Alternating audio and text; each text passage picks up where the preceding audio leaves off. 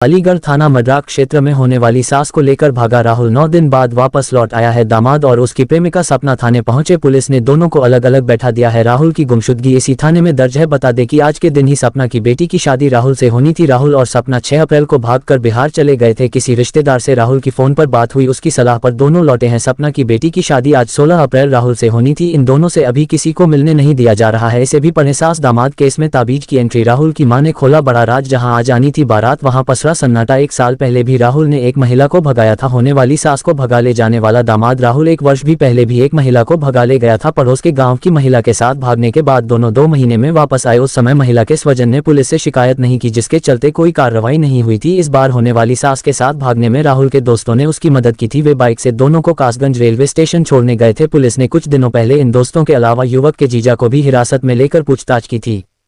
ऐसे तो कहना नहीं चाहिए, बहुत शर्मिंदगी वाली बात है कि मैं उसको बहन कह रहा हूँ, क्योंकि बहन कहने लायक तो अब है नहीं। अगर जो बहन कहने लायक होती तो हमारे जीजाजी के साथ रह रही होती।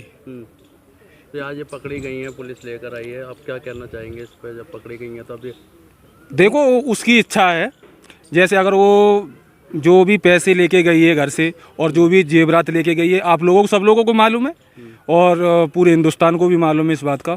लेकिन जो पैसा और चीज़ जो जेवरात लेके गई है वो तो मिलना चाहिए। और दूसरी बात ये है, जो इन्होंने घिनौना काम किया है दोनों ने, उसके ऊपर भी थोड़ी सुनवाई होनी चाहिए। पर महिला का तो ये कहना है कि कोई जेवरात नहीं लेके गई है, ना पैसा लेके केवल मोबाइल। इस चीज़ का गवाह मैं हूँ, क्योंकि मैं उसका भाई हूँ, मुझे मालूम है जेवरात कितना था कितना नहीं था। और कभी भी एक भी रुपये से कभी भी दुखी नहीं रही है, क्योंकि मेरे सामने मेरे जीजाजी गुटखा खाते हैं तो गुटखा के लिए भी इसके पास से पैसे लेके जाते थे। अच्छा, इन्होंने जैसे आरोप लगाया है कि वो शराब पी करके पीटते थे, ऐसा मैंने कभी नहीं देखा, क्योंकि मैं यहाँ पे 2-3 महीने 6 महीने रह के जाता हूँ। ऐसा मैंने कभी नहीं देखा। ये खाली झूठ पे झूठ बोला जा रहा है और कुछ नहीं। अच्छा, तो ये अब आप अपनाएंगे या नहीं अपनाएंगे? आप देखो, मेरी एक ये गुजारिश है आप लोगों से और पुलिस वालों से कि मैं खाली उन लोगों से 2 मिनट बात करना चाहता हूँ। आज आपकी भांजी की शादी होनी थी और आज ये पकड़े भी गए, तो इसमें क्या कहना चाहेंगे? वो तो सब लोगों को बड़ी दुख की बात है कि आज जो है शादी हो गई होती और सब लोग खुशी में होते। जो आज इतना गम और दहशत है कि कुछ कह नहीं सकते हैं। और मेरे जीजा तो थोड़ा सदमे में भी हैं। मेरी और जो मेरी भांजी जिसकी शादी होने वाली थी, उनका कई दिन इलाज भी चला है। अच्छा, जैसे कि जब इस मामले की शुरुआत हुई तो क्या आपको कभी शक नहीं हुआ कि आपकी बहन का इस तरीके से किसी से संबंध जुड़ रहा है? मैं यहाँ पे था ही नहीं सर। मैं साउथ में आंध्र प्रदेश में था और ये 6 तारीख की घटना हुई थी और 7 तारीख को मैं वहाँ से निकला था। जब फोन पर भी कभी बात होती होंगी तो ऐसा कुछ नजर नहीं आया? ऐसा था ना, 2-3 महीने से मेरी बातें बंद हो चुकी थी। अच्छा। हाँ, तो कभी भी मैं कॉल करता था तो कभी हमेशा बिजी जाता था और फ़ोन कभी रिसीव नहीं किया। 1-2 बार रिसीव भी किया तो मुझे गाली भी दी है। अब भांजी की शादी होगी या नहीं होगी? अब ये किसके साथ रहेंगे? या इनको अपनाएंगे आप लोग? नहीं, ऐसा अपना बिल्कुल गलत बात है।